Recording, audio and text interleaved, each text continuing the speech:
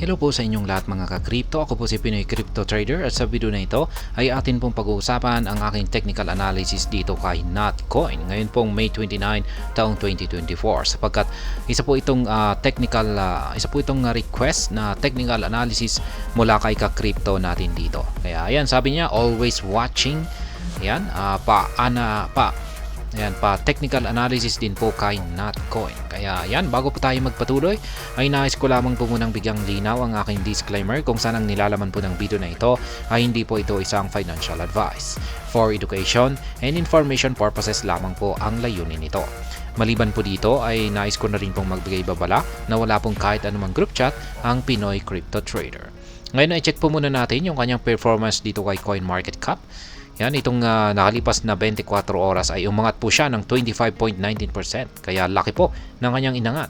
Ang kanyang 7-day performance ay nananatiling gain pa rin po siya ng malaki, 75.15%. Ayan, okay na rin po itong si Notcoin hanggang ngayon. Yung kanyang market cap ay lumago ng 25.16% at yung kanyang trading volume ay lumago na rin ng 16.53%. Kaya pag i-check po natin yung kanyang daily chart time frame dito ay patuloy po siya na umaangat or patuloy po na bumubuo siya ng mga bullish candlestick natin dito. Kaso yan lamang yung konti pa lamang yung datos natin dito sa chart ni Notcoin. Kaya ayan, ngayon kung iti-technical analysis po natin dito ay ito ay ayan, yung konti lamang po talaga yung pwede nating gamitin dito. Ayan po yung kanyang all-time high. Ayan, pinakamataas po niya na presyo ito na nakamit. Nakamit po niya ito noong May 16. At medyo parang ayan, nalampasan po niya yata ito noong mga May 28, pero halos parang dyan na rin yan mismo. Kaya yan po ang magsisilbing resistance line natin at ngayon ay ito naman ay magsisilbing support line natin dito. Color coding natin dito is mga support line ay red, resistance line ay kulay green.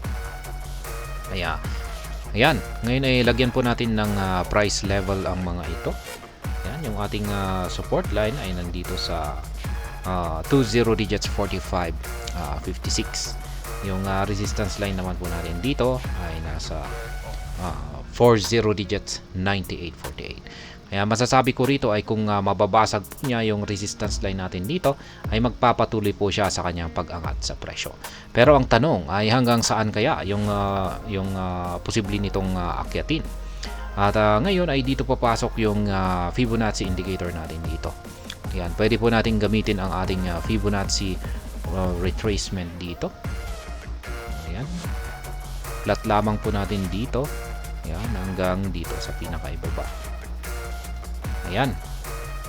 At dahil sa meron na po tayong Fibonacci indicator dito, ay yung sunod po niyang aakyatin dito ay ang presyong lagay natin yung kanyang price level. Ayan. Lagay natin dito.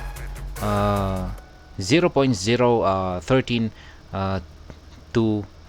Yan po yung sunod na aakyatin niya at yung pinakamataas po dito na sunod po niyang aakyatin ay ang presyong 0.018583. Kaya yan po base po sa mga Fibonacci indicator natin dito.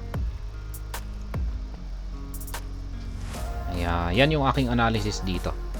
Kung sakaling mabasag po niya yung resistance line natin dito na nasa 20 digits 99848 ay magpapatuloy po ito sa kanyang pag-akyat at susubukan naman po niyang basagin yung sunod na resistance line natin dito at tuloy-tuloy po yan. Kung tuloy-tuloy po yung kanyang bullish momentum ay ayan, yan po yung mga resistance line natin na pwede na rin po natin gamitin ito para makapag-take profit. Yan, mga resistance line natin dito ay pwede po nating gamitin yan para makapag-take profit. Ngayon ay sa kasalukuyan ay dapat nakapag-take profit na po tayo rito. Ayan, dito sa 0.0099848. Dapat nakapag-take profit na po tayo dyan. Kahapon pa sana. Ayan, isa po itong take profit po yan.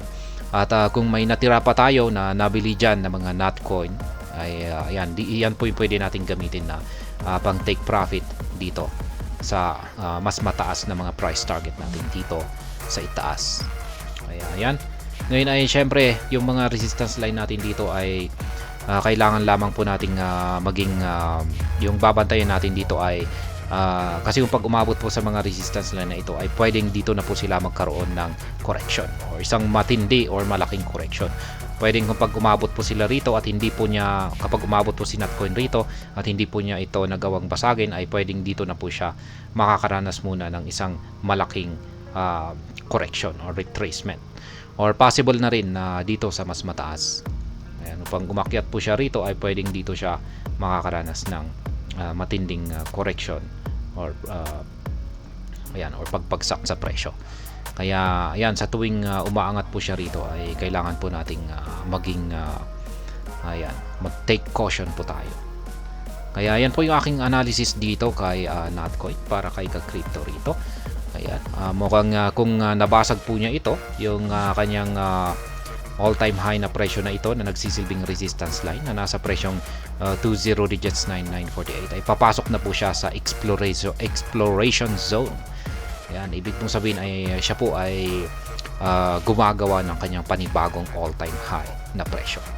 Kaya yan, para po kay ka-crypto dito.